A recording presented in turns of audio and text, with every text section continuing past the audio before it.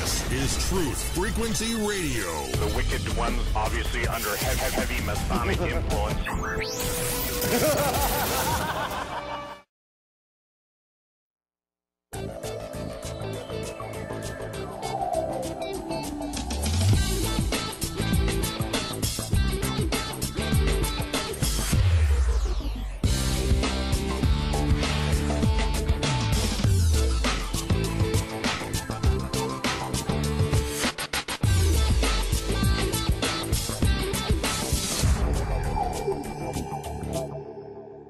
And hello and welcome to the Revolutionary Radio Project. I'm your host, Rob Skiba, and this evening I'm going to be joined by my guest, Zen Garcia. We're going to be talking about, well, as usual, a controversial subject, that being the calendar, the biblical calendar or the Enochian calendar. What calendar should we be on? You know, I recently just published another book. It was Testing the Globe as a Zetetic Investigation, Volume 1. And in the very beginning of the book, I've got 3 quotes. I'm going to read them because it's appropriate for this evening. Right at the beginning, King Solomon says, "He that answers a matter before he hears it, it is folly and a shame unto him." Aristotle said, "It is the mark of an educated mind to be able to entertain a thought without accepting it." And Herbert Spencer said, "There is a principle which is a bar against all information, which is a proof against all argument, and which cannot fail to keep a man in everlasting ignorance. That principle is condemnation before investigation." So in order for myself to adhere to what I just published, I've got to keep an open mind and listen to various different opinions on this subject of the calendar. I have some of my own views, and we'll probably talk about some of that this evening that we differ on. But, you know, let me just say, when I went from what I'm just going to term pagan Christianity into what I call the Ephraim Awakening, or an understanding of Torah and how it still applies to the believer today, I began to realize that there's a lot of things I have to unlearn, and the calendar being certainly one of them, the Gregorian pagan calendar. As you start reading through the Torah, you see that the year does not begin in January, nor does it begin in the Hebrew 7th month. It begins in the first Hebrew months of Nisan, the month of Passover. And, well, then you start questioning, okay, well, how do you determine the months? I mean, when does a month begin? And when I first got into this, I started listening to teachings from various people that I respected, and they followed the conjunction moon. And so I was a conjunctionist. I was like, okay, the month begins when the moon goes into conjunction. Cool. I was, pretty content in that for a few years and thought I had a good argument for it if somebody challenged me on it. Well, we had an individual come to our Bible study, and this is like his passion for like 20-something years. This guy's been studying nothing but the calendar and, trying to walk it out and understand it and everything. And he was a crescent moon guy. So for 3 hours, I engaged with this guy. It was a very friendly, though passionate debate, and it was full of yeah, but, what about, yeah, but. Mm-hmm. And, I can respect somebody that can argue well and use scripture to do so. And, frankly, if they have a better scriptural argument than I do, then, okay, I'm going to have to change my view, and so I have done that on many things, from the rapture to flat earth to you name it. It seems the last 10 years or so have been a radical time of change for me. But, I'm trying to adhere to the quotes that I just read there. And, I like to think I'm a fairly educated person. And it says that Aristotle says the mark of an educated mind is to be able to entertain a thought without necessarily accepting it, weigh it against other things that you think you believe. So, I sat with that guy for over 3 hours, and he convinced me that it was a crescent moon, and followed that for a while. And then I start watching World's Last Chance videos and see stuff about the lunar Sabbath. And then I see Zen's doing research along the same lines. And we're going to talk about the book of Enoch and how that plays into all this. And then I got involved with some other people who also claim to be following the Enochian calendar and incorporating things from the Book of Jubilees as well as other Dead Sea Scrolls. And, it's a fascinating subject, but I find it to be a very frustrating subject. And frankly, I don't know why it doesn't just click for me. Because every time somebody presents, I'm a visual person. I need to actually see it. So when people need to be able to put it in a pictorial form for me to really grasp something, really solid, especially of this nature, I need to see it all laid out.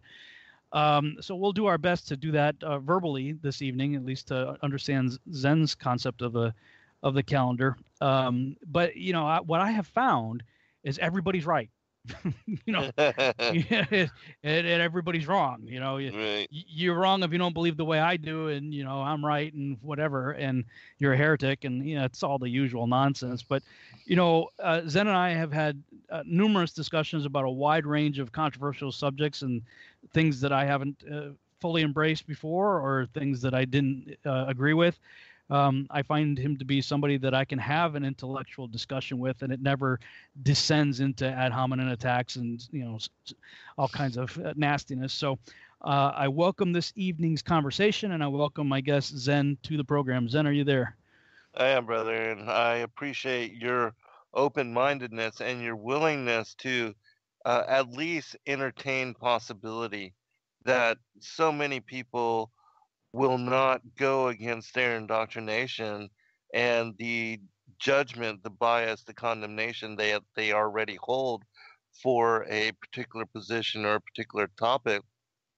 And because of that, they really aren't open to learning anything new.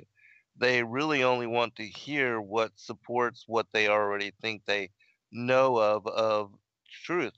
And so they're really not trying to learn anything new with regard to truth, just trying to hear what other people say that confirms what they already believe of what they think they know of truth. So I appreciate your bias. stance on that. Yeah, absolutely. Well, it's something that I have to be conscious of as well. I mean, I have certainly my own firm convictions on different things, and anybody that has a conviction on anything, you tend to look for, you tend to engage in some form of confirmation bias and associate with people that agree with you, and all that sort of thing. But man, I'll tell you, the last 10 years, if it's shown me anything, is like, wow, I really do have to at least hear, like Solomon says, I got to hear the whole matter before having that knee-jerk response. And it's been difficult at times, but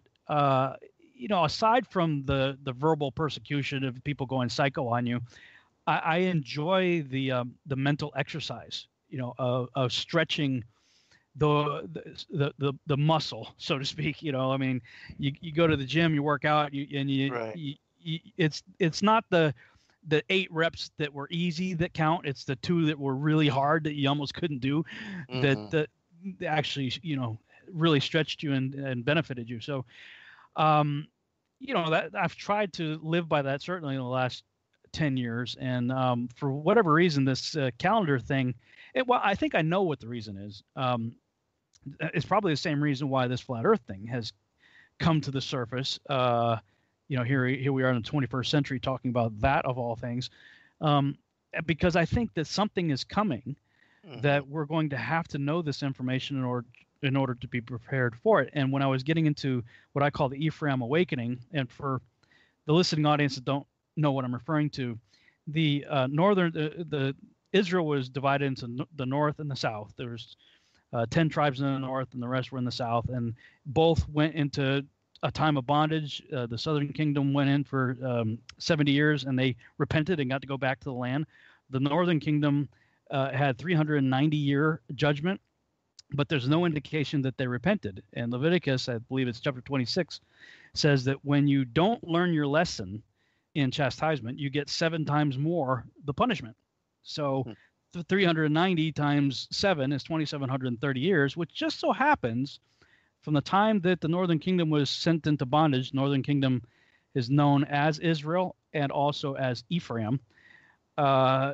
Well, that was about 720-ish BC, and 2,730 years forward from 720-ish BC takes you to about 2009, 2010. And that was a time period that my wife and I began to wake up to this understanding that, hey, wow, my Bible doesn't begin in Matthew, and Galatians is not the only book in my Bible.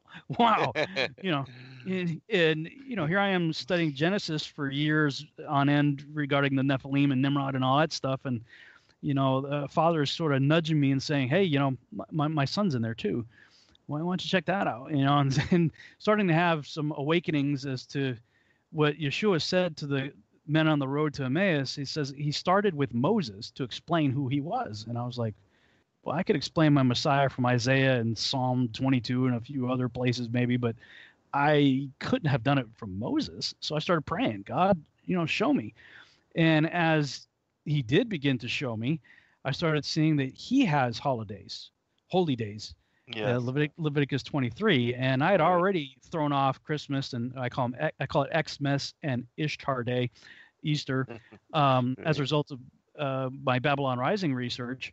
So, but you throw off these, traditions, longstanding traditions for many of us, and then you have this void. Okay, now what? And then all of a sudden I see, wow, I've got these appointed times that are for me, and they're all about my Savior. So, Sabbath being the first one, and then the feast being the other one, but it's all on a different calendar. So I believe that Yahuwah is on a schedule, that he has a divine script. Yeshua is the main character. He knows his lines perfectly. He hits his mark every time, but he hits them on the appointed time, the Moedim.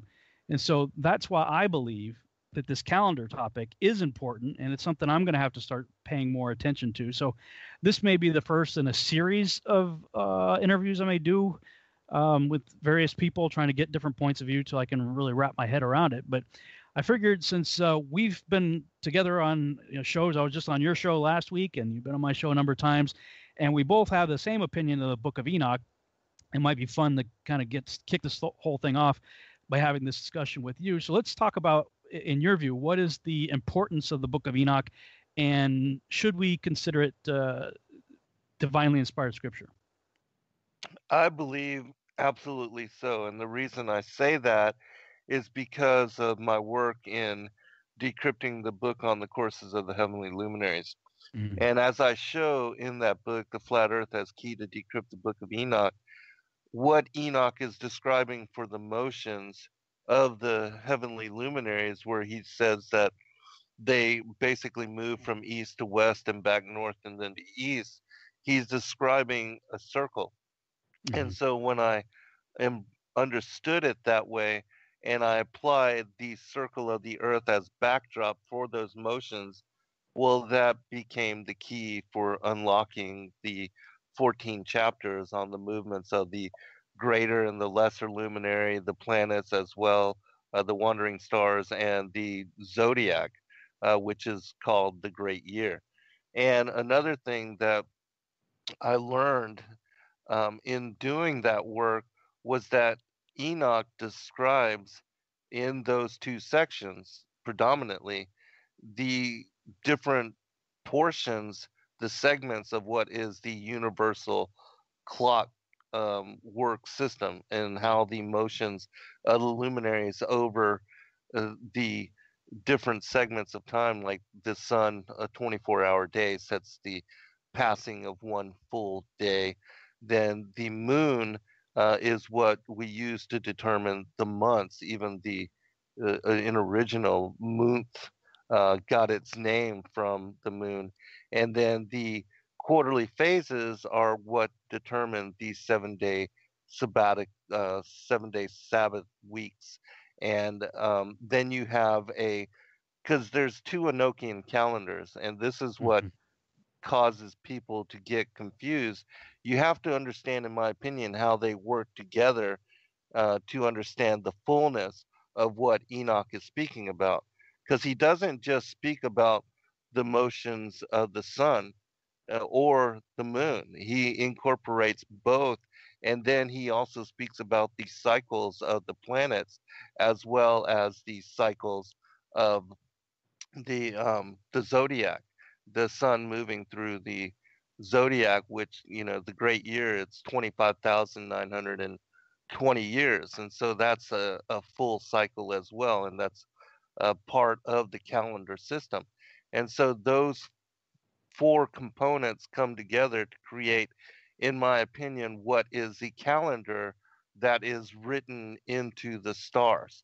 And if we didn't have a written calendar right now, and if we didn't know what day or what month it was, and we all had to begin to watch the stars and pay attention to what occurs within them to determine where we are in the calendar system, well, that can be easily done. And it's something that the ancients were very familiar with. And this is why they established with their megalithic structures, they aligned them often to either the winter or the summer solstice or even the equinoxes, because it's those 4 days which, as Enoch explains, and as I show in that book, The Flat Earth as Key to Decrypt the Book of Enoch, that you can determine both the lunar and the solar aspects of the great calendar and how they come together.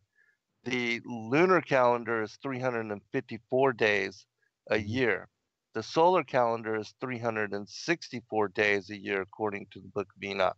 And so the lunar calendar is 10 days short every year. But the way that you tie those two calendars back together is by adding a 13th month every third year or so, according to the metatonic cycle.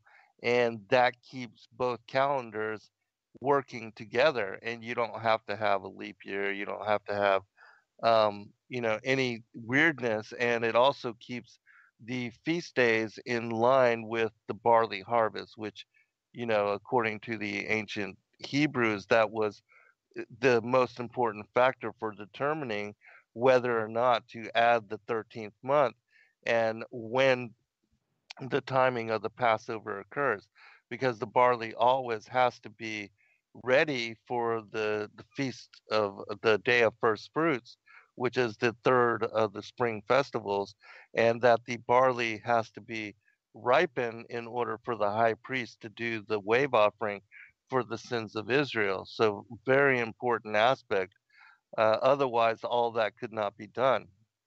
And so, the book of Enoch reveals when it is that we are supposed to honor these feast days, and also to determine the beginning of the seasons, because Enoch describes that the beginning of the seasons um, begin with the equinoxes and the solstices. And so the vernal equinox kicks off spring, the summer solstice begins summer, the autumnal equinox begins fall, and then the winter solstice begins winter. But how you determine and incorporate the lunar, because it is the moon that determines the beginning of the months, as we'll talk about and as I'll bring up from the Book of Enoch and other places. Uh, but it's the waxing crescent, in my opinion, which determines the beginning of the month, and then you have its quarterly phases, which actually determine the Sabbaths. And that's why the moon has incorporated into its unfolding phases these 4 7-day periods, which, again, Sabbath is, um, it's not, in my opinion, not every 7 days, but according to when these quarterly phases occur.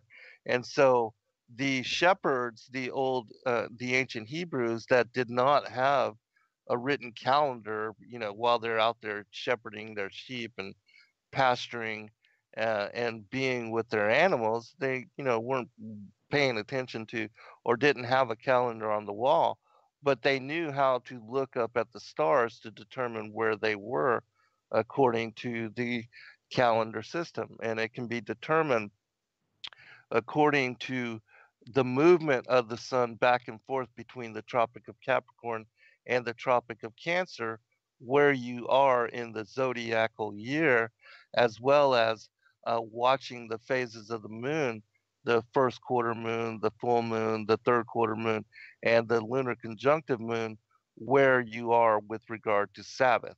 And so the Israelites and many of the ancient peoples, they also followed this same similar calendar.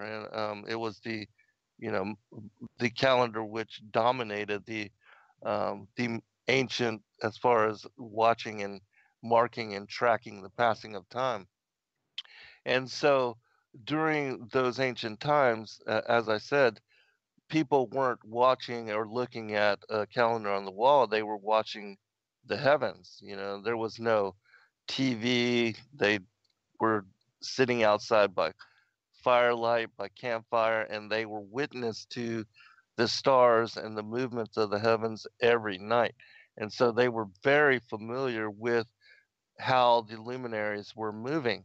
And so the Enoch, as well as many other um, ancient sources and ancient texts, as we can talk about this evening, for instance, the book of Ecclesiastes, chapter 1, verses 5 through 7, when you read them from the Targum version, they describe exactly what Enoch is speaking about as the movements of the luminaries through the six gates of heaven, which is something that, you know, we'll also talk about and go into further. But even the Srimad Bhagavatam, which is a Vedic text, it also incorporates within it these same movements.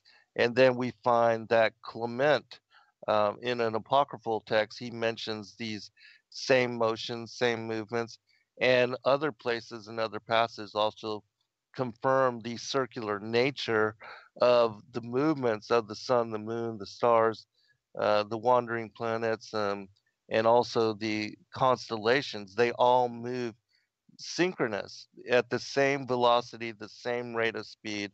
The moon is a little bit slower than the sun, which is what causes it to go through its phases.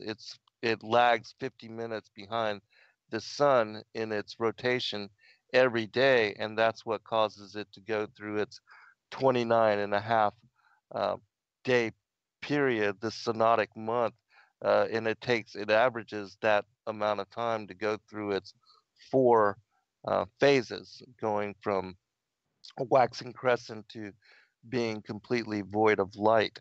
And so again, that's what, you know, gives us the determination as to the lunar days, but also, in my opinion, sets the beginning of the month, which, as I said, Enoch describes to us. And I'll actually bring it up here since we're going into this now. That in verse 72.5, he says, "At that time it appears and becomes to you the beginning of the month. 30 days it is with the sun in the gate from which the sun goes forth. Half of it is extent 7 portions, one half, and the whole of its orb is void of light, except a seventh portion out of the 14 portions of light." So he's telling you here that when the moon makes its appearance as 1/7 portion out of its 14th portions, which is when it first becomes visible as a waxing crescent, that to you is the beginning of the month. And he tells you exactly when that occurs too. He says, on that night when it commences its period, previous to the day of the month, the moon sets with the sun.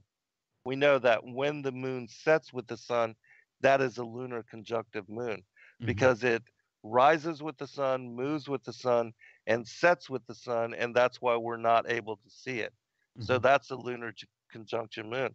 And then, and on that night, it is dark in its 14 portions, meaning completely void of light. That is in each half, but it rises on that day with 1/7 portion precisely, and in its progress declines from the rising of the sun. So as I said, you know, it lags behind the sun 50 minutes every day, and then it becomes lit up by 1/7 portion. And so Enoch is telling us here that when it descends and is no longer moving with the sun and becomes full 1/7 portion of light, that is to us the beginning of the month, and that is also when it is in its waxing crescent phase. And so when you study even the word for Kadesh, which is the Hebrew word that we translate for the time of the new moon, that word itself comes from it means the new moon, month, monthly, the first day of the month, the lunar month. But it comes from the verb kadash, which that verb means to be new, to renew, to repair, or to make anew, which is what the moon is doing when it is in its waxing crescent phase. And so it's renewing its light, it's repairing itself, it's making itself anew in light, and it's moving towards fullness. So it is on the waxing crescent that we have the beginning of the moon. There's another from the book of Ecclesiasticus, which is in the Apocrypha. It's called the the wisdom of Jesus, son of Sirach. In chapter 43, on the splendor of the moon, it says, "It is the moon that marks the changing seasons, governing the times, their everlasting sign. From the moon comes the sign for festal days, a light that wanes when it completes its course. The new moon, as it is named suggests, renews itself. How marvelous it is in this change, beacon to the hosts on high, shining in the vault of heaven." That went quick. Yeah. And we're back on the Revolutionary Radio Project. I am your host, Rob Skiba, and this evening I'm talking with my guest, Zen Garcia, about the Enochian calendar, or at least one version of it. We did sort of a real high-level overview, and boy, time went by really fast. The first segment, I was in the break, just jumped on both of us. Wasn't quite expecting that. Wasn't paying attention to the timer. But have you ever heard of a woman named Professor Rachel Elior? No.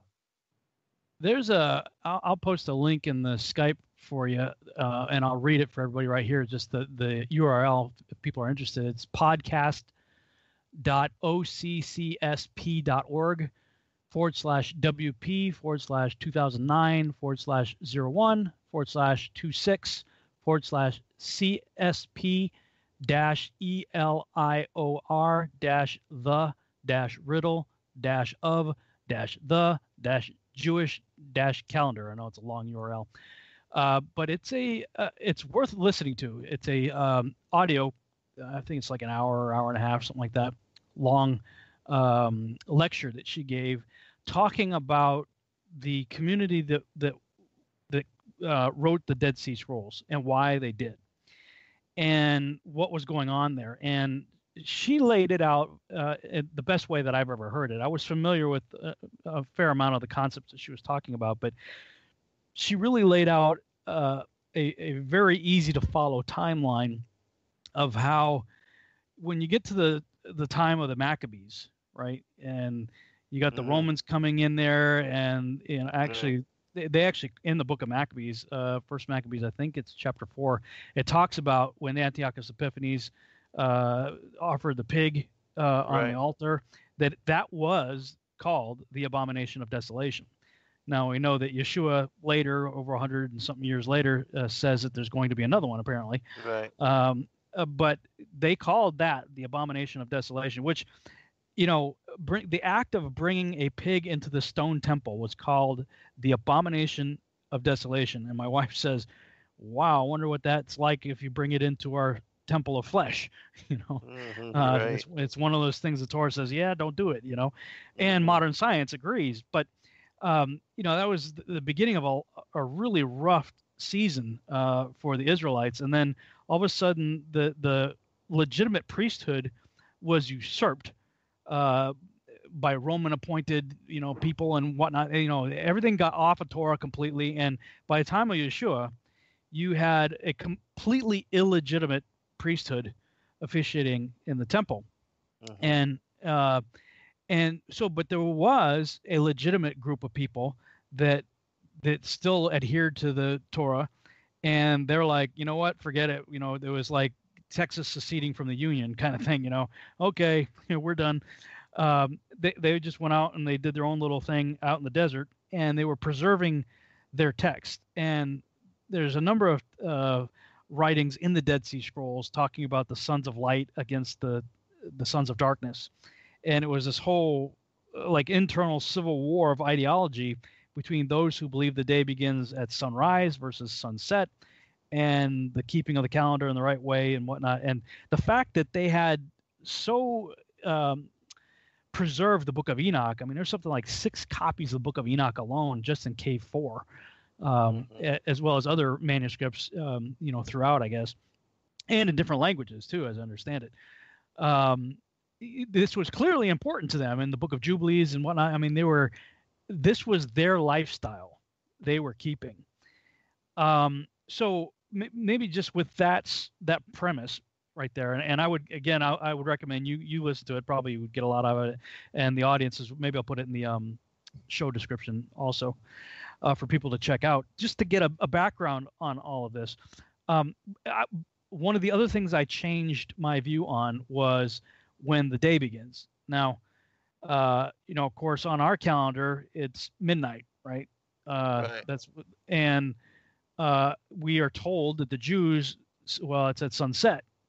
And then I come across the Dead Sea Scrolls, and they're like, no, it's at sunrise. And it was actually the requirement for the Yom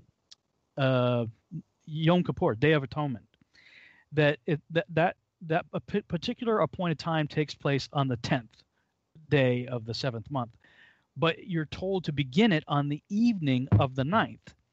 And I used to use that scripture to say, see, the day begins at sunset. The problem is, if you actually, again, I got to see things visually. So if you can imagine 8, 9, 10 on a calendar being Monday, Tuesday, Wednesday, and if you believe that the day begins at sunset, then the evening of the 10th, the evening starts the day according to the standard model that most people believe, would not be Tuesday the 9th. The evening of the 9th in that mindset would be sunset on Monday the 8th, which means you would not keep the Day of Atonement on the 10th. And I don't know if I described it right, but when you lay it out pictorially, there's no way you can make the Day of Atonement work on the 10th if you start the day at sunset. Right. And when I saw that, I'm like, whoa. And then, when I started reading the Dead Sea Scrolls and looking at all this stuff, I'm going, well, and then Paul said, you are not children of the night, you are children of the day, there are different figures of speech that are used in the New Testament that indicate that Yeshua and his followers were like, that's not the right way, the evening thing, So that was a big thing for me. I don't know where you were at on that, but I shifted to the day begins at sunrise, and that's sort of what began to move my attention more specifically to what the Dead Sea Scrolls had to say.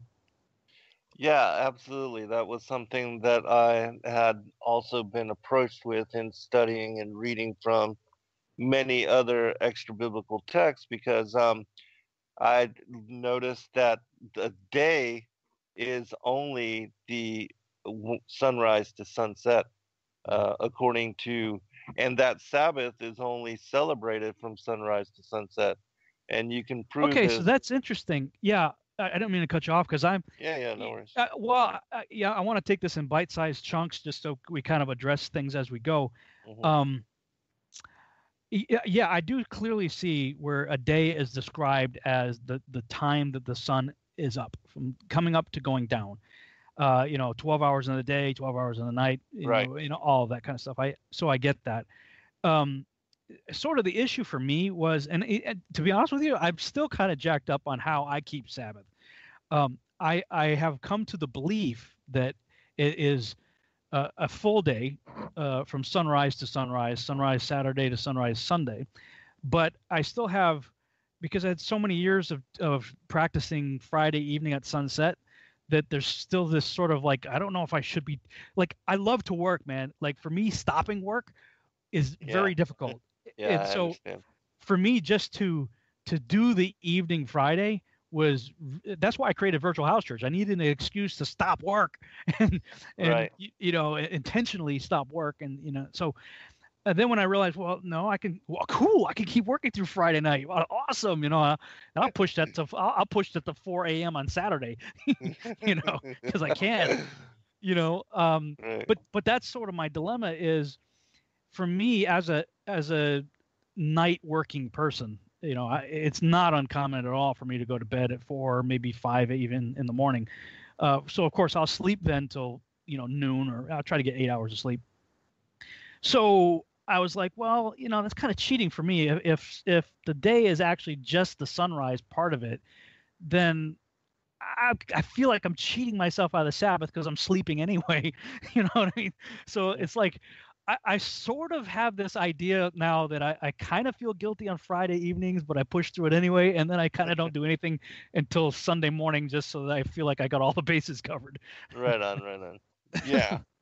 Well, I think it's important that you are trying to honor a Sabbath because it is in the Ten Commandments. And so I think that clearly shows that it is important to the Most High that we do honor Sabbath. And the question always comes up, well, on a lunar calendar, how do you do that?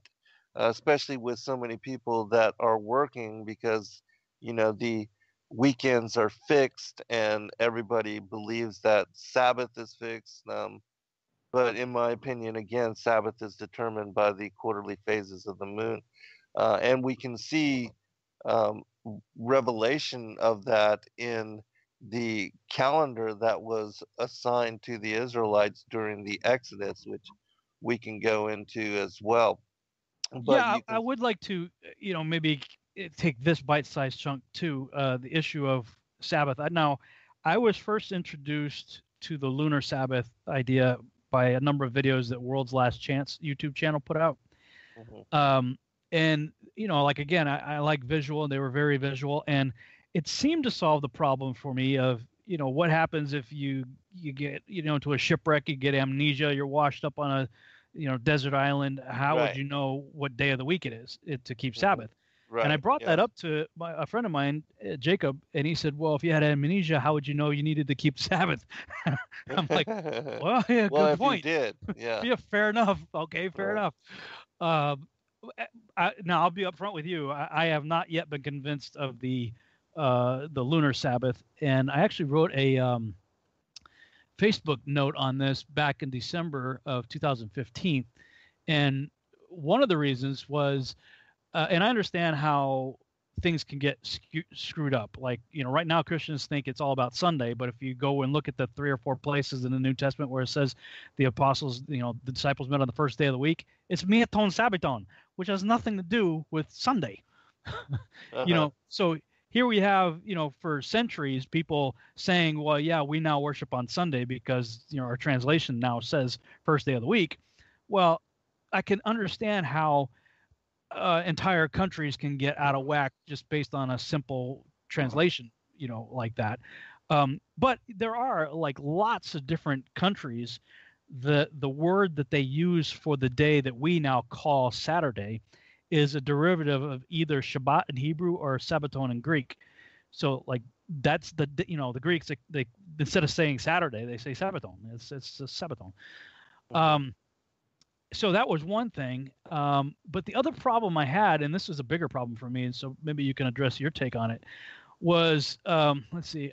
Um, when I tried to plot this out, like looking at this on a calendar, it seemed to violate the command where it says, for in 6 days God created the heavens and the earth, and then the seventh day he rested. So you shall work for 6 days, and on the seventh day rest. That's not really what plays out on the lunar calendar. At least when I marked it out, there were some times we had a really short work week because of the way things reset. Or there was like 8 days before there was a Sabbath, and then you rested. So there were times when I plotted it out that you didn't have 6 days of work and a seventh day of rest. It was either truncated or elongated. So that was one, and there are other reasons I can't remember now, but I remember having a number of hangups that prevented me from embracing that. So I'd like to hear kind of your take on it. Yeah, I think that that commandment, the 6 days to rest, and the you celebrate Sabbath on the seventh day, that is connected to not the first day of the lunar calendar, but the 4 quarterly 7-day weeks that follow, because Kadesh is not included in the weekly count. Even when you look at the Hebrew calendar, Kadesh is simply the first day of the lunar month, and then you have the 6 days of work, and then the seventh day is the Sabbath, and there are 4 weeks of those. And as I said, they align with and move with the phases of the moon. And you can determine this also, again, by looking at the calendar that was given to them in Exodus, and also the Levitical feast days, because we have in the Levitical feast days a commandment to honor the feast of unleavened bread on the 15th of Nisan, and the commandment to celebrate the Feast of Tabernacles on the 15th of Tishri, which are the first and the seventh months on the Hebrew calendar. Right. And the only way that you can have the 15th be a Sabbath every month of the year is if you are following a lunar calendar. Because the way that the lunar calendar is established is you have the waxing crescent is always the first day of the lunar month. And then, as I said, you get the 6 days and then Sabbath, which with the first quarter moon, 6 days and Sabbath. The second Sabbath is always on the full moon, and it's always the 15th day of the month. So the Sabbaths are the 8th, the 15th, the 22nd, and the 29th days of the month. And then you alternatively have a translation day, the 30th day. Um, and then again, the calendar starts over again. And so, in my opinion, that commandment is not to follow consecutively every 6 days and then the seventh day is Sabbath, but the 6 days of the 4 weekly Sabbaths as they occur in the lunar month. And Okay. so, and that's how it unfolds precisely as well too. Go ahead. Okay. So a couple things then. One, then you don't necessarily, if I understood you right, you don't have what would be considered otherwise a high Sabbath as opposed to a weekly Sabbath. They would always be on the same day. Yeah, Right? they are always on the. No. You mean like the same day of the Gregorian week? Well, okay, let's say I'm doing a Saturday Sabbath routine, and so that's my weekly Sabbath. But depending on how the Hebrew calendar lines up with the Gregorian calendar, let's say Sukkot begins, beginning the 15th, or some of these high Sabbaths, unleavened bread, whatever, first day of unleavened bread, were considered Sabbaths. Also, that might happen, let's say, on a Tuesday.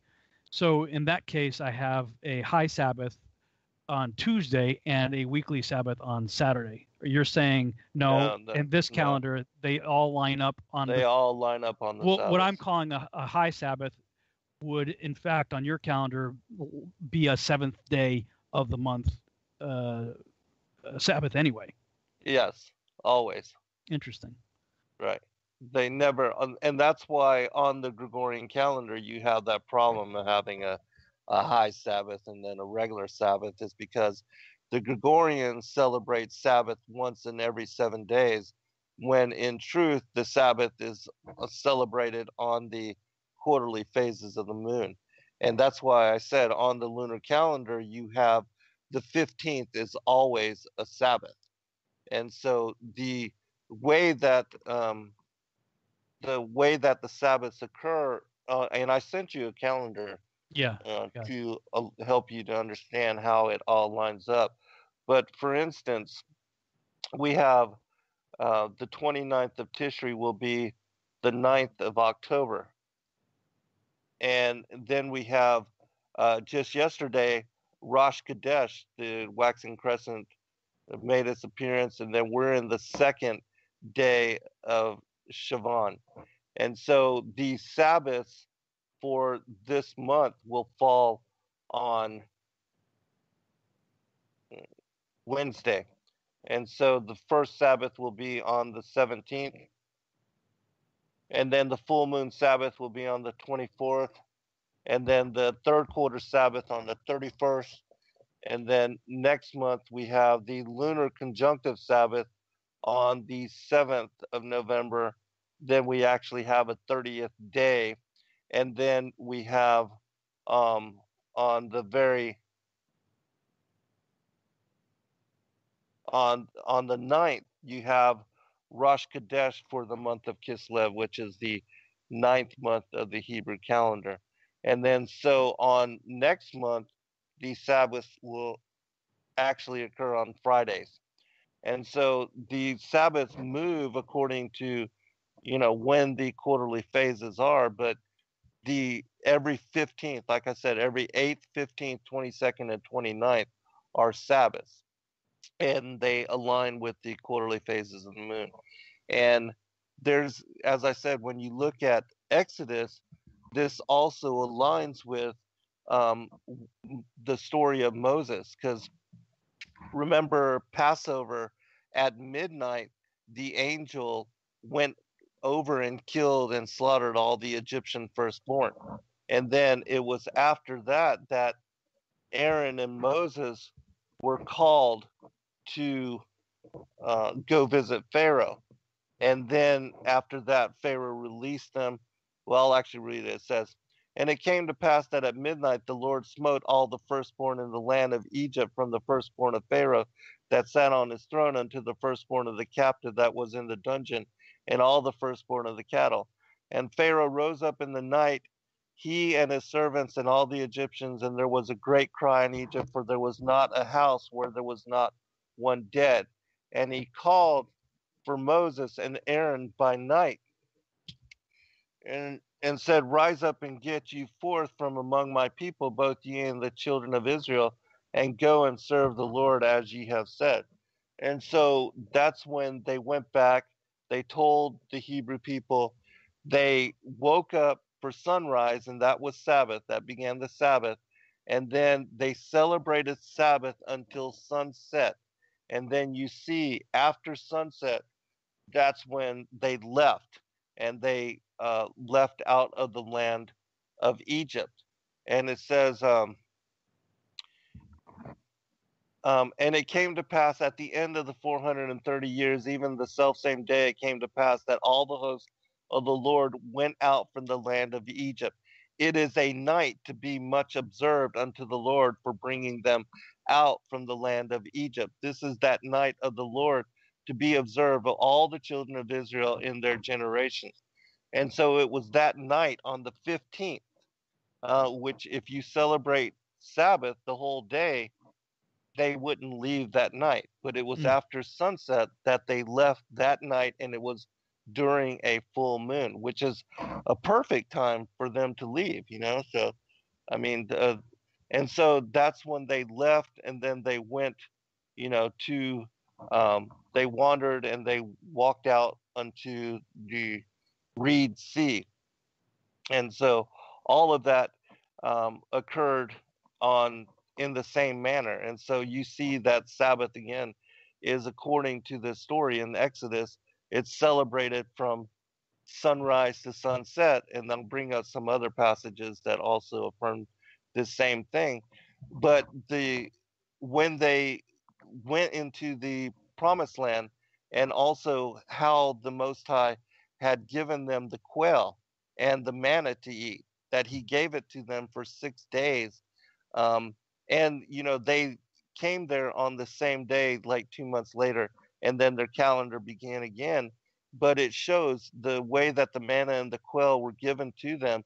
It also shows that every month it occurs the same thing, that you have the the waxing crescent announcing the beginning of the month, and then 6 days and Sabbath, 6 days and Sabbath, 6 days and Sabbath. And so every 15th is, and it shows that on the 15th they were not given any manna. And so that shows that the 15th was a Sabbath, and it's only when you are following the lunar conjunctive calendar that every 15th of the moon is in fact a full moon. Sabbath. And just from what we see revealed in Leviticus, that the Feast of Unleavened Bread is always on the 15th of Nisan, and the Feast of Tabernacles is always on the 15th of Tishri. Those, it's only by honoring a lunar solar calendar, as I'm explaining it here, that those days are indeed a full moon Sabbath. And so, in the sense that you in your concept, there's no such thing as a high Sabbath apart from a weekly Sabbath. They're one and the same. right. Yeah, they are always one and the Because same. the other guys would say, well, we still have a Sabbath on the 15th, but it's it's whatever day it is apart from the weekly Sabbath. So they would have multiple Sabbaths that week. Yeah, but Well, that doesn't make sense. I got to be careful that I don't embrace things just for my own convenience, because I'll be honest with you, what you're telling me is a very attractive calendar because I can work more, but I don't want to embrace it for that reason. You know what I mean? Yeah, It's like, I'm already working at night, so woohoo, I don't actually really, I've come to appreciate Sabbath for the fact that I actually do need to rest because your back, your arms, things start hurting from sitting at a computer all day, whatever. You need that break. But I will say this is a very difficult schedule for anybody who has a typical working lifestyle. Now, you and I, we work for ourselves, so we can make our own schedule. That's no problem. Right. But your typical 9 to 5er, which is most people, it's hard for them to have a shifting Sabbath. Oh, I know. To the point of, frankly, impossibility. I don't know how you could, in a typical working environment, ever get away with that.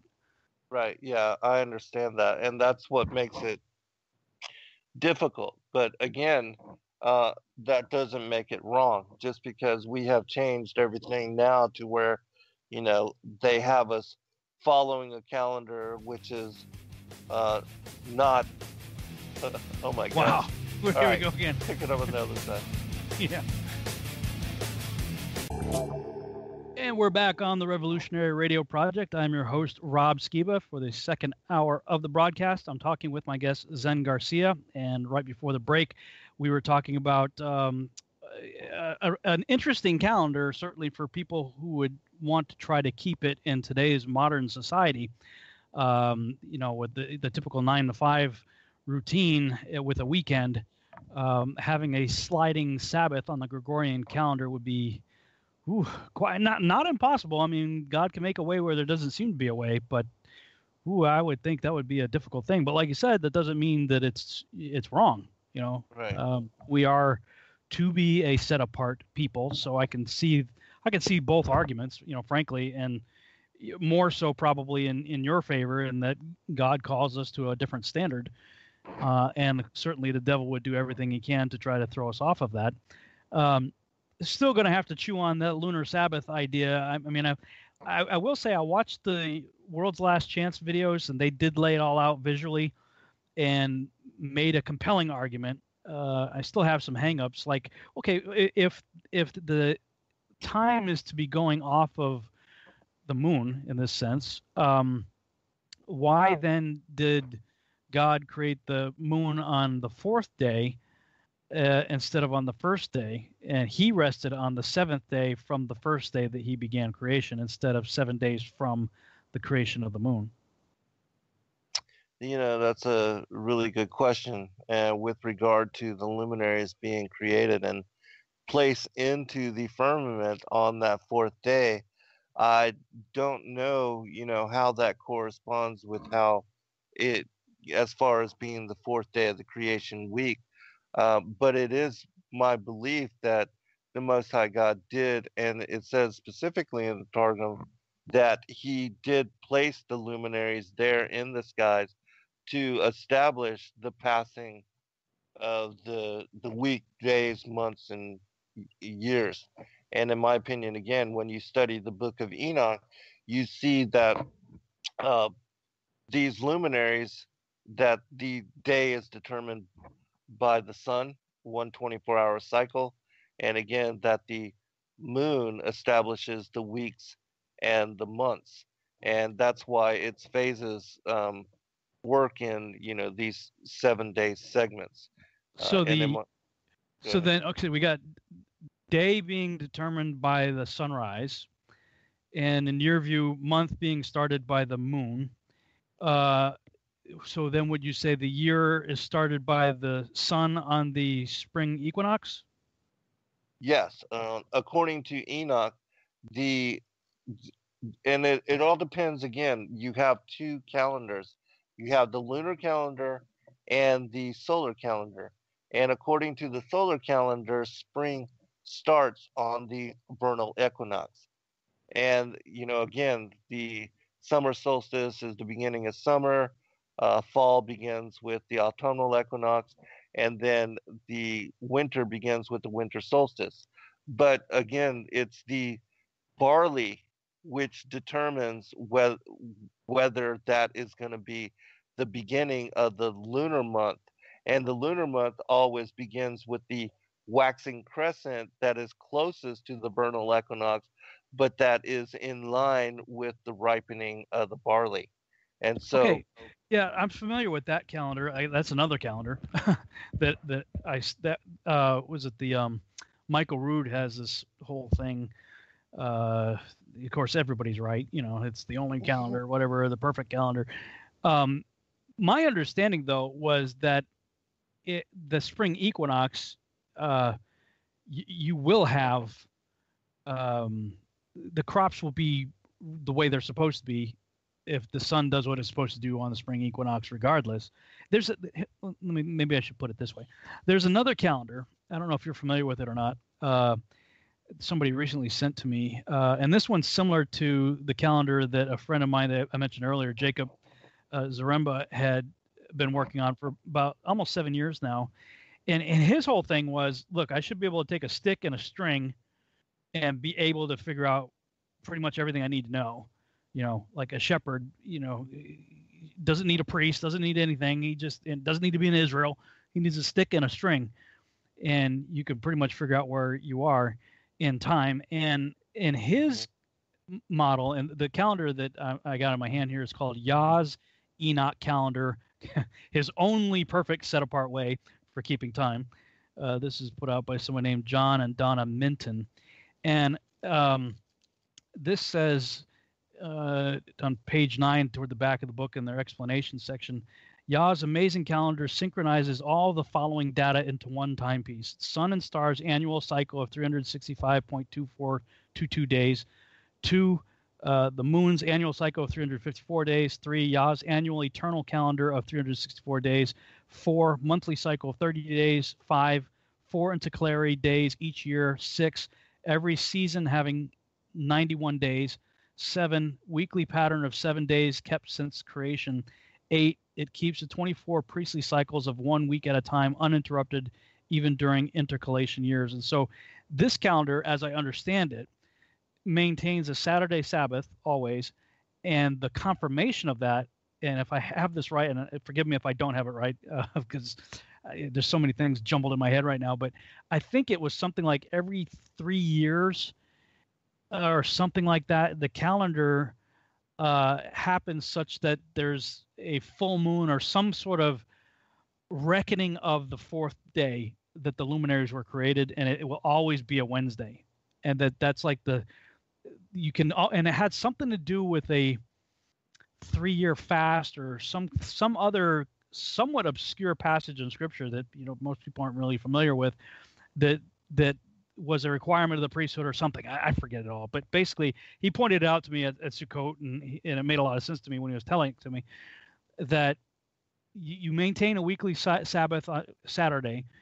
There's no 13th month, and everything stays perfectly in sync, and it resyncs itself, so you're in sync, such that it's always going to be a Wednesday on the fourth day is always going to be a Wednesday, like every 3 years or something. I don't remember what it was, but this is what has me intrigued about these different calendars is everybody's trying to figure out how do we reconcile lots of different things in Scripture, not just a few things. They all have to line up, and that's the quest that I'm on right now. I'm trying to figure out which one does the best job of lining them up.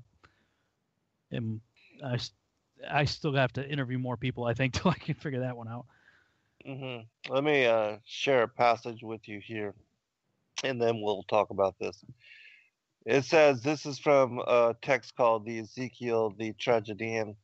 It says, this month shall be the first month of your year, in which I'll lead you to another land, which to the Hebrew fathers I did swear, and say to all the people, in this month, on full moon's eve, the paschal sacrifice to God present, and touch the doors with blood, which sign the fearsome angel shall pass by.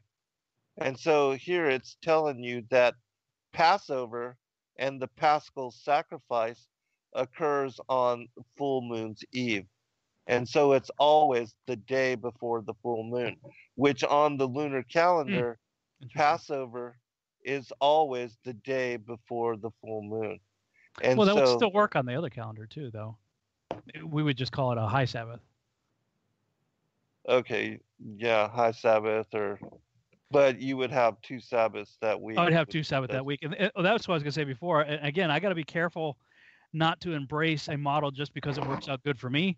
Like this last month was brutal for me trying to get this book done and having, okay, I got trumpets Sabbath, I got, first day of Sabbath, I got camping, I've got 8th day, great day Sabbath, and weekly Sabbaths. Like, it seemed like every time I got on a roll working again, I had another Sabbath or high Sabbath to deal with. And I was like, if I can come to a biblical understanding that happens to put everything on one Sabbath, that would rock for a workaholic like me. But again, I don't want to do it because of that. I want to be really sensitive. That. Well, let me ask you this then. If the Sabbath is once in every 7 days, how do you explain the Most High telling the Israelites to march for 7 days around Jericho? Are you thinking that would one of those days would qualify as work and be a violation of Sabbath?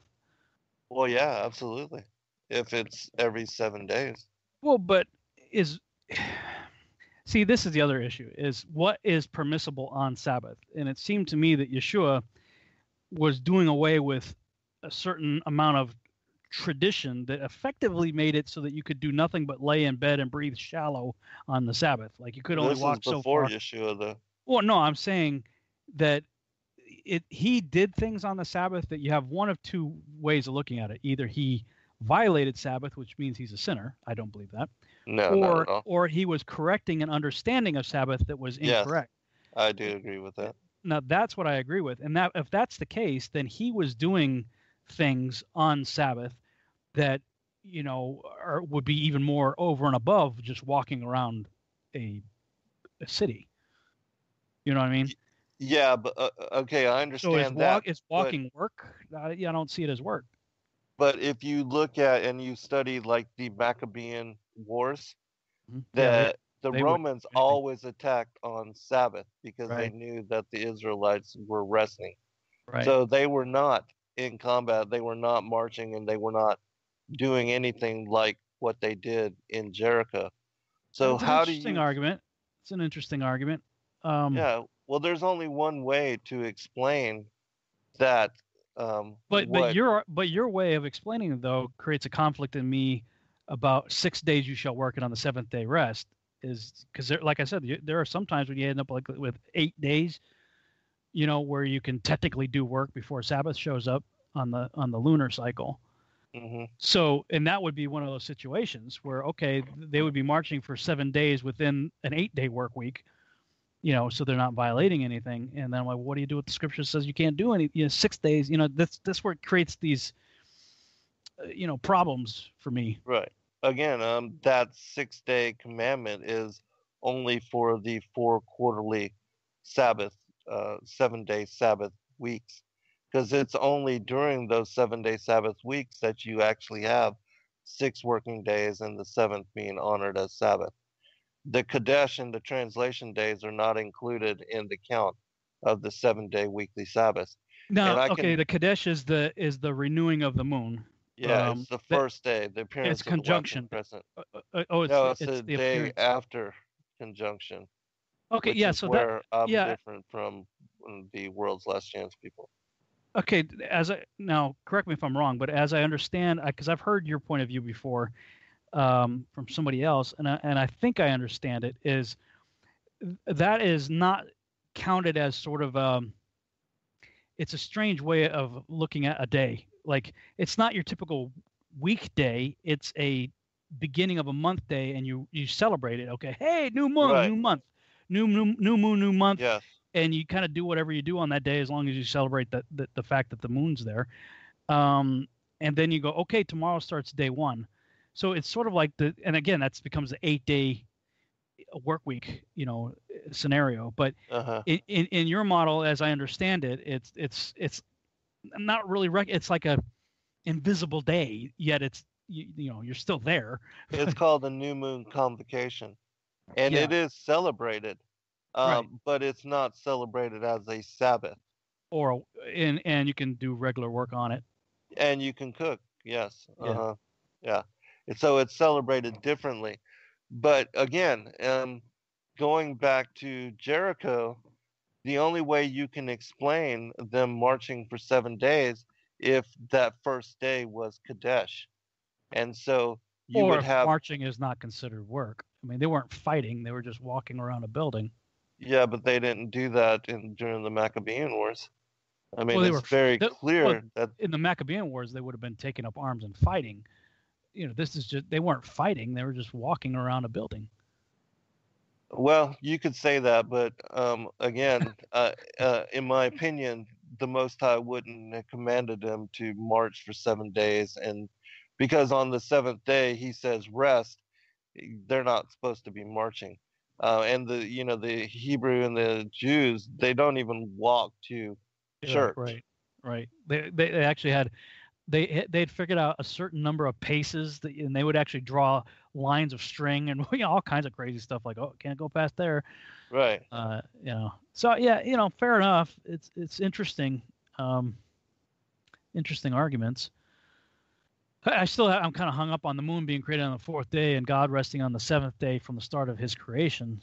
And for me, that seems to be like, okay, that if he set what we call Sunday through Saturday up from day 1 through day 7, and that has remained unchanged for the millennia, that makes sense to me. And that's why this other Enoch calendar seems to be the best of both worlds, because it has a lot of what you're talking about, but it also maintains the standard understanding of the seventh day. Of course, then you still have high Sabbaths and multiple Sabbaths during the week and all that kind of stuff. Yeah, that doesn't make sense to me.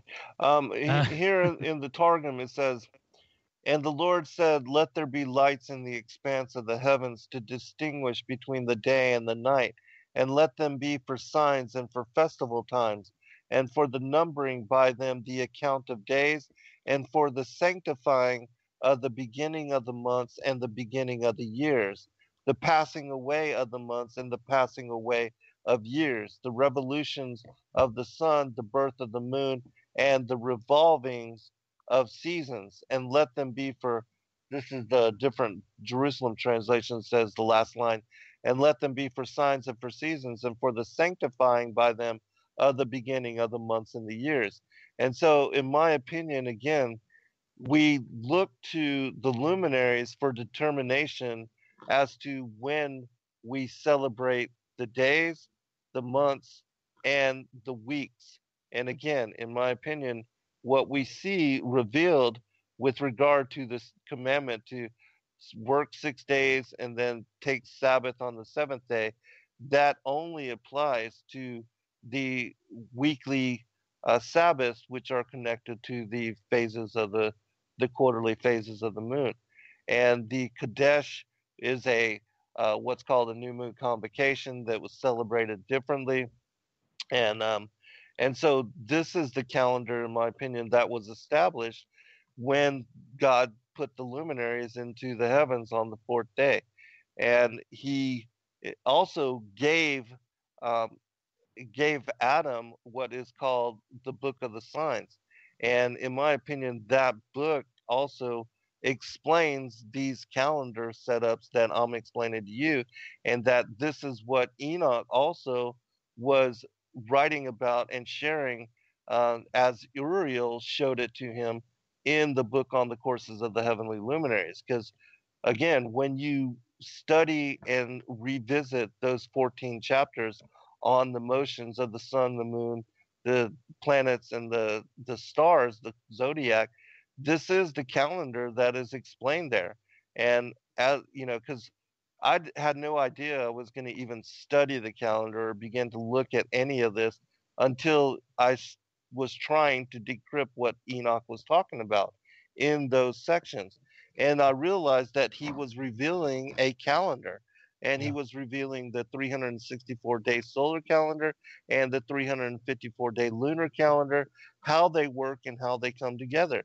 And again, going back to ancient times when the shepherds are out there with their sheep and out there for weeks at a time, they didn't have a written calendar. They were watching the heavens for determination as to when they should celebrate the Sabbaths. And those Sabbaths that they celebrated, as it says with this, the passage on Ezekiel, the tragedian, the Passover was always the day before the full moon.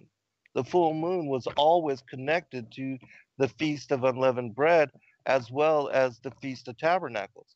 There's no other way to go about it. And so, if this is the calendar that the Most High restores to Moses during the Exodus, because it is the calendar that was given to him, we can do a whole show on this if you want to. Um, but even with the way that he gave them the manna and the quail, it also confirms that the 15th was a Sabbath every month, even when they were 2 months, down the road and entering into the promised land. All of these things, it's only when you follow the lunar calendar that the 15th every month is a Sabbath.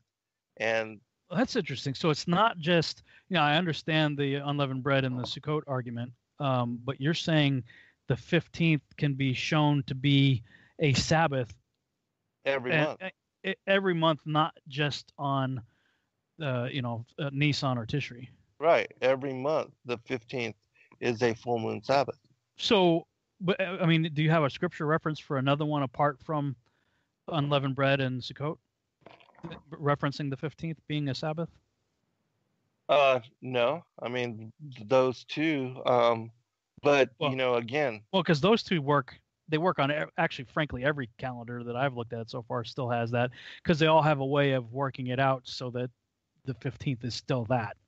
And you can look up and like all of the calendar that I have on my virtual house church is the one that my home group is following, is not an Enochian calendar. However, every time we do Sukkot, there's that full moon right there, boom, and we're like, okay, we're doing Sukkot, here we go, and somehow it managed to work out even without doing the Enochian calendar. Are you talking about like a high Sabbath and then having a? Well, yeah, it was like in the calendar we'd have multiple Sabbaths. So the high Sabbath 15th could be on a Tuesday or a Wednesday. Actually, this year I think it was a Tuesday, as I recall. So yeah, that's what I'm talking about. It was brutal for me because here I am. Okay, I'm trying to keep Sabbath more or less sort of Friday night, but I cheat because I become convinced that it starts at the day on Saturday, and then I was going right through the Sunday morning. So I've got that Sabbath, and then cool, I got a whole day work on Monday, and then oh man, Tuesday I got a high Sabbath, and then I got to get ready to camp and get the stuff all ready, and then a few days later I got a weekly Sabbath again. So it's, for me, I was like Sabbath every other day, it seemed like. That sounds really confusing to me. Well, it's not confusing. It all lays out okay. Well, if you're celebrating Sabbath twice in 7 days, that seems kind of confusing. We're calling it a high Sabbath, as opposed to a weekly Sabbath. But so what's the difference? Well, in practice, there is no difference. In both days you're resting. It's that you're Well, then how considering. can both days be a Sabbath? Well, because they're considering it. Well, the way we looked at it was like a holiday. Oh, okay, it's Christmas, and it's on a Tuesday this week. In this case, oh, okay, it's Sukkot, first day of Sukkot. It's a Tuesday this week. It's a it's a midweek holiday. Yeah, maybe that's a better way of describing it in our understanding of the calendar. But on the, in Leviticus, the 15th of Nisan and the 15th of Tishri are a Sabbath. And if it falls in your calendar, Tuesday, it is in your calendar, your high Sabbaths are in conjunction with weekly Sabbaths. So exactly, there is no difference. Yeah, you don't have multiple weekly Sabbaths. Right. I shouldn't say that. You don't have multiple Sabbaths within a week. That's a better way of putting it. Yeah, there's so supposed to be that's a only cleaner one Sabbath. That is certainly a cleaner schedule to be able to keep. So I can embrace that. Well, one of the arguments I heard on the fourth day issue about the everything else in creation was created with the appearance of maturity. Adam wasn't created as a newborn; he was a fully grown man. And so the counter argument that I have heard to the how come the moon shows up on day 4 is that the moon shows up on day 4 in the fourth day phase of its maturity. Yeah, that's what I would say too. Is because again God established them and put them into the expanse of heaven on the fourth day, but they are aligned to his calendar as he reveals it, and as he also gave it to Adam. He also gave him the book of the signs. And again, we can do a show where we talk about the Exodus and how it can only be explained what is revealed in Exodus chapters 12 through 14 if you apply it to this calendar that I'm talking about here. Well, that's what would seem to give validity to the book of Enoch also as a antediluvian book that way long before Moses was even a thought in anybody's mind. That he was shown, and of course Enoch, seventh from Adam, he's not too far from creation. A few several hundred years. Adam was still alive. Yeah, exactly. So exactly. So it's very early in the infancy of humanity that he is shown, here's the big picture, dude. Here's how it all works. So that to me, again, gives validity to the book of Enoch, although with an interesting caveat is the first chapter of the first book says it's not for this generation. It's for the guys that are going to live in the last days in the time of tribulation, which is like a mind-blowing, like, whoa, that's for us. And just guess what? It caused, because of a rift within Judaism as a result of the Romans and the Maccabees and all that kind of stuff, this community made a point of preserving all of these ancient texts, some even antediluvian in the case of Enoch, which was a collection of books actually, stored away that just so happened to pop out in 1947 for us to check out, and be having these discussions today. Right, exactly. Here we go. Wow. The break. And we're back on the Revolutionary Radio Project. I'm your host, Rob Skiba. For the final half-hour segment of the broadcast, I'm talking with my guest, Zen Garcia. And as always, this is just flying by. Like, it's like a break keeps creeping up on us every time we get on a roll. Right before the break, we were just talking about how amazing the Book of Enoch was, that it was written presumably in the infancy of humanity, in the antediluvian world, where this tremendous detail is shown to Enoch about how everything works. But in the very beginning of it, it says, this book's not for this generation, but for a remote future generation that will come and live in the day of tribulation, which many of us believe we are rapidly approaching that's talking about the terminal generation, our generation probably, or some soon to come. And that within our parents' lifetime anyway, probably, this Dead Sea Scrolls pops out, and it happens to have all this information for us to check out and to digest and to debate. Have you heard of this other group that I was talking about in their calendar? the Yeah. John and Donna Minton? Well, no, I have not. But I'd be interested in taking a look at it. Yeah, But I'll I email you thought the you were PDF. talking about, yeah, I thought you were talking about the Dead Sea, the Qumran community. Well, of course you're familiar with them. I know Yeah, that. uh-huh. Yeah, this calendar that I have here, it seems to be in agreement with a fair amount of what you're saying, but this one paragraph on page 9 of their explanation says the whole goal of the Gregorian and Yah's calendar are to keep the 4 seasons in sync with the solstices and equinoxes, and this full moon at spring equinox method of intercalation accomplishes this goal perfectly. It's even more precise than the Gregorian calendar way of adjusting. Yah's way of adjusting also keeps the 7-day week and his Sabbaths perfectly on a 6-day work and 1-day rest cycle for eternity, because the intercalations are always 7 days in every year, and all 4 seasons always start on the 4th day of the week. I haven't drilled into this to figure out how they come to all the conclusions that they come to. So with the amount of research that you've done on it, frankly, I have been so busy researching so many and doing so much other stuff that I've really relied on people that I trust and that I know. And, you've done the study, so great. I'll pick your brain on it. So, if you're open to it, I'd like to get your take on what these guys are saying, to see what you agree with and what you don't agree with, and what you think lines up and whatnot, or even if it would help you in your own understanding. Really, I'd have to look at their calendar, but with regard to again, the Sabbath being 1 in 7 days, I'm not in agreement with that. In my opinion, one of the luminaries, then the reason that the moon was established to work in quarterly phases was to help us have a visual representation of how Sabbath occurs and unfolds.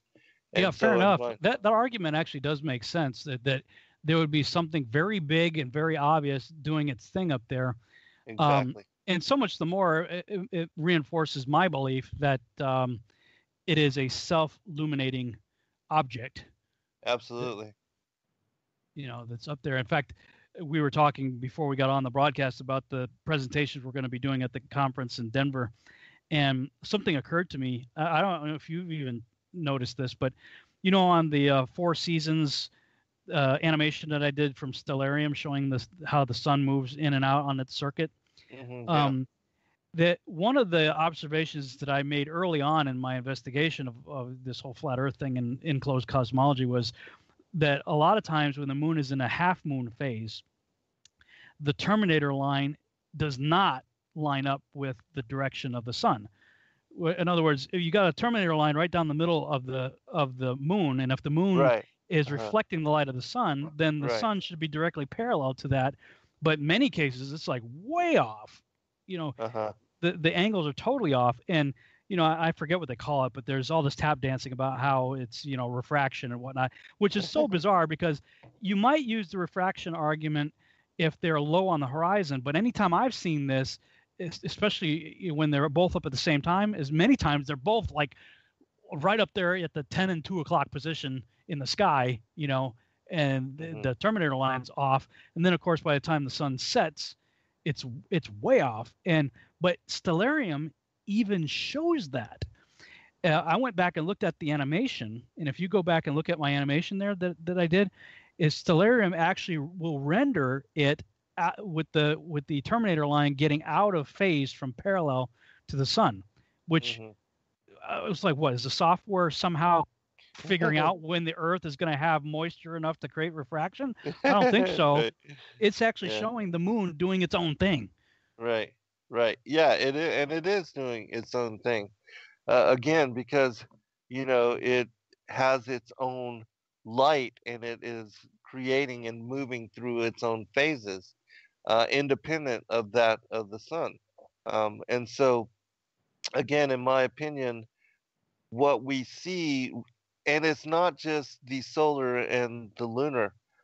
You have to also consider in the wandering stars, which is a whole another aspect of the calendar, and those cycles also have influence, like the people that follow astrology and horoscopes, Mhm. when they do a chart, they don't just chart where the sun and the moon are and how they influence you on the day of your birth, but they also chart all the other planets. And so all the other planets also have influence in some way, according to their cycles, as does the zodiac.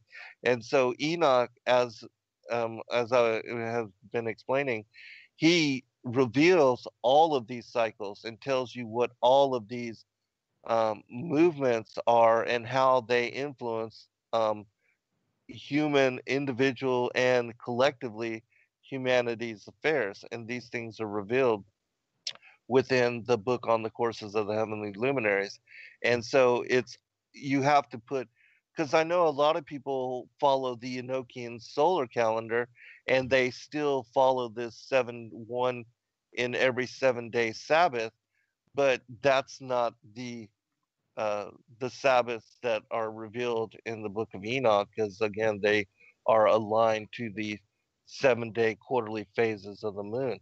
And and I think that when you really study even the ancient calendar systems before the 7-day Sabbath was established by Hillel the second in the 4th century AD, that this was a long time after, and that it was changed. But during the time of, and one of the reasons why the Qumran people separated themselves and developed their own community is because the the Israelites were forced to accept the Gregorian solar pagan calendar under penalty of death.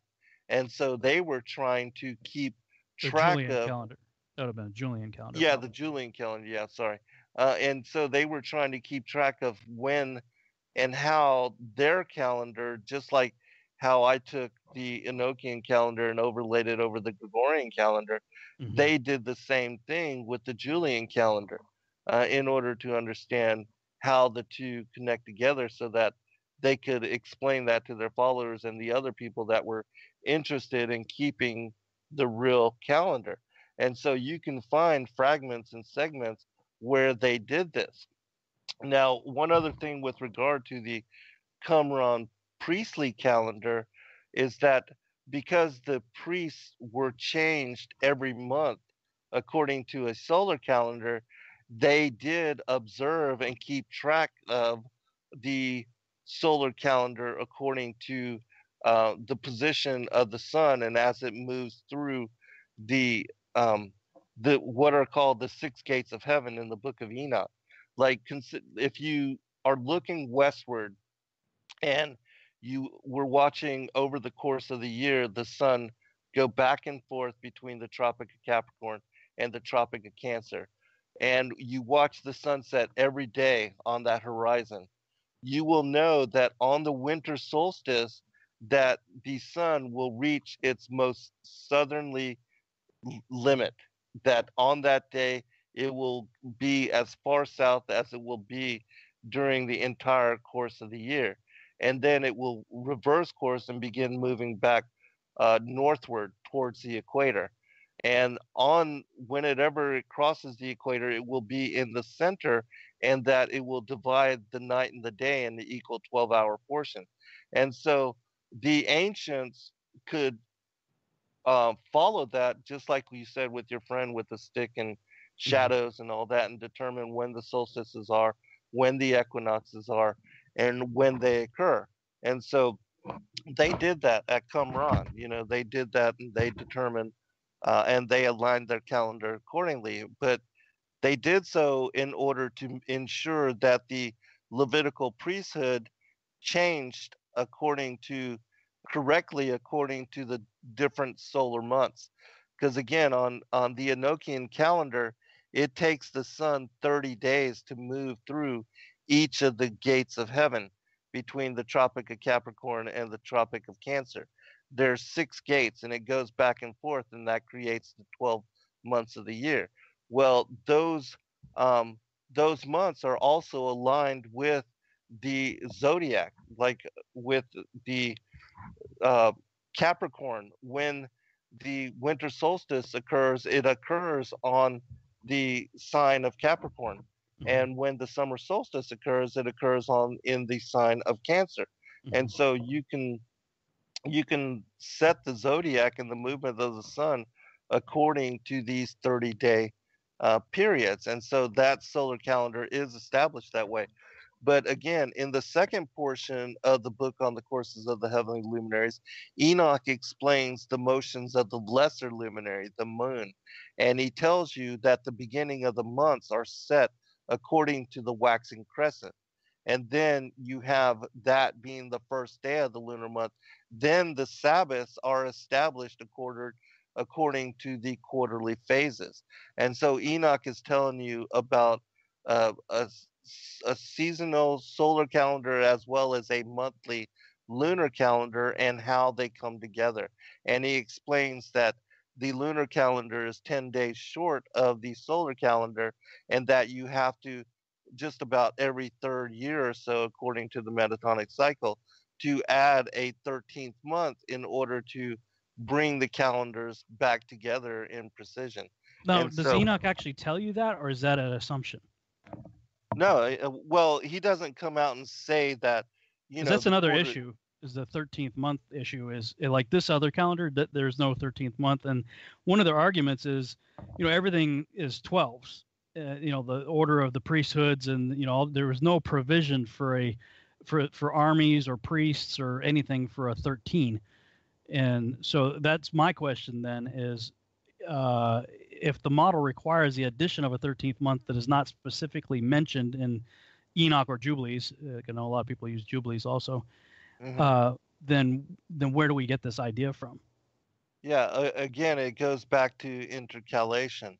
And the way that they did it is by adding this 13th month. And it's still done even now for those, even Yeah, the the other the calendars who do Jews that. that Yeah. that follow the lunar. And then there's a lot of cultures that still follow, like the Muslims, they follow a lunar calendar. But anyways, and so no, Enoch doesn't say specifically to add a 13th month, but when you add up the math, you can determine that the only way that you can get the two calendars to align with one another again is to add a 13th month every third year or so, because again, he tells us that the lunar calendar is 10 days short. And so he tells you that in 3 years, that's 30 days short. And so um, I'll have to actually look to see the wording on, and if we do another show on this, I'll be sure to bring forth that. But he does tell you how to bring them together again, and he tells you the mathematics, and again, that the lunar calendar is 10 days short of the 364-day solar calendar, and how to bring them together again in perfect unity. Yeah, I'm going to send you after we get off the air the PDF that I was sent on this, so you can kind of look at this other calendar because it does. I mean, it has its whatever calculation for intercalary issues, but it doesn't bring into a 13th month.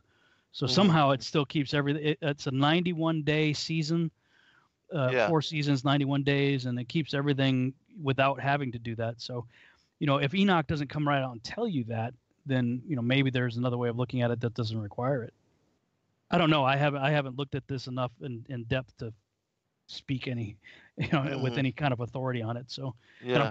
and everything I'm saying I'll probably butchered anyway. So whoever's listening out there who believes that calendar, show me some grace here. I'm just trying to figure this stuff out. But hey, Yeah. I want to. We got about 11 minutes left. I want to make sure people can find your information. So, do you have any books on this or any resources online, your calendar, or anything that people can check out for themselves? Where can they go? Yeah, in my Flat Earth as Key to Decrypt the Book of Enoch, I go into great detail as to the calendar and the Levitical feast days and how Yeshua fulfilled them and how he'll fulfill the fall feasts. And then I talk about the pagan names of the week, and because the Hebrews, they don't call Yeah. the names by the pagan gods. They just call the days 1, 2, 3, 4, 5, and 6, and Hmm. the seventh day as a Sabbath, which um, is very interesting as well. But we also have a calendar set up that you can it's printed and you can put it on your wall, and it gives you all how the Gregorian calendar aligns with the ancient Enochian lunar solar calendar. All the waxing crescent, which is Rosh Chodesh, and then you have the 7 day Sabbaths according to the quarterly phases of the moon. Every the name of the Hebrew months, the year, the day, all of that is included in this calendar, as well as the solstices, the equinoxes, all of that. And so, in following our calendar, you can look to see, it's the the 11th day of October, and then you can see, according to our calendar, exactly what day that is on, and you can learn the names of all the Hebrew months just by following our calendar as well. On our calendar, we have, that Rosh Chodesh occurred yesterday, Cheshvan. It's the 8th month, and I believe it's the 6,001st year. Hmm. And today is the second Shavan, and then you have on the 17th, the first quarter Sabbath, the 24th, the 15th is the full moon Sabbath, and on and on. And so it helps you to understand where we are according to the lunar cycle, as well as how to keep, in my opinion, the correct Sabbath, and also uh, to figure out the Levitical feast days, because it tells us that, in like with the celebration of Pentecost, that we are to keep 7 perfect weeks, and most people are not able to calculate exactly how that unfolds on a lunar calendar. But it is always the 9th of Sivan that the Pentecost occurs, and that's after 7 day sabbatical weeks, excluding Kadesh and translations days. And so it actually adds to be about 53 days when you exclude those days. But if you add 7 perfect Sabbaths from unleavened bread, it always occurs the day after the seventh Sabbath, which is the 8th of Sivan. So the 9th of Sivan is always when you celebrate Pentecost according to the lunar calendar. It gets into, really great detail, but you can find um, our calendars at lulu.com, the ancient Enochian seasonal calendar. And you can find also, if you just want to look at it, we do provide the month freely available at sacredwordpublishing.net, so you can look at it and see where we are, keep track of it, and keep up with it just from that. But if you want an actual wall calendar or a gift to share with others, this plots it all out. But the whole thing of the research that I did to come to this understanding is found in the Flat Earth as Key to Decrypt the Book of Enoch. Awesome. We got about 6 minutes left, and I don't know if this is a big question or not, but how did you come to 6001? I know a lot of people, it's like 57, 78 or something like that. Yeah. In my opinion, I believe that 1917 was a Jubilee year, and and also that 1967 was Jubilee year in 2017, and that we're somewhere at the end of the 120 Jubilees, that we're near the end of days, but that the final generation that could be 70 to 80 years. And so when, and I have a breakdown of all of this as well, but and I'll have to provide the link, but the World's Last Chance people, they did a breakdown of all the patriarchs and the lifespans and the numbers of all them, and they actually get 6,003 years, I think. But I believe we're in the 6,001st year, because I do believe that last year was a Jubilee year, and that it would have put us on the 6,000th year, that it was the 120th Jubilee. But they're 3 years ahead of me. So I can So send if people either the one link. of you, yeah, if either one of you guys are right, then in your view, sky is going to split open pretty soon. I do believe we're that generation. Yes. Hmm. Interesting. I know a lot of people do. These guys in the calendar that I was referring to, they got it at 2030. Of course, everybody's got their way of figuring stuff out. Oh, that's very interesting because I actually believe that it will be near 2029 as far as that the end of days will be. And the reason being is that in Psalms 90 verse 10, it tells us 80th by that, strength. yeah, it's 80 by strength, which last year was the 70th the anniversary of the founding of the nation of Israel. And then you add 10 more years to that, it takes us to 2028. And so that would be the fullness of those 80 years, in my opinion. Yeah, I'm very familiar with all of that. I've that's one of the things I've moved off the page on. I don't give a whole lot of. Yeah. 1948 to me is like, yeah, okay. I looked at it. I look at that as a Rothschild Zionist, Freemason. Oh, I do orchestrated. Too. Yeah. So for me, 1948 doesn't really mean much of anything. Yeah. But even still, I mean, looking at the signs of the times, it's hard to look at everything and imagine that we've got a whole lot longer. I tend to think we've got longer than most of my peers, especially in the prophecy circuit. Yeah, everybody's like, tomorrow's the end of the world, I am definitely thinking much further out. So in the 20, and I've said 2028 is an interesting number. 2045 for other reasons.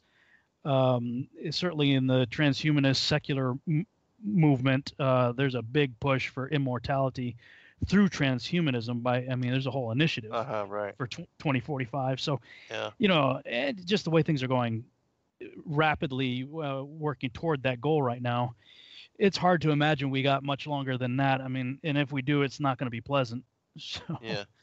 Yeah. Where I am with the whole, as far as the Zionists and the Freemasons working together to orchestrate the creation of Israel, is that no matter what they do, God can confound them, or he will allow it to happen. They can't do anything without his permission.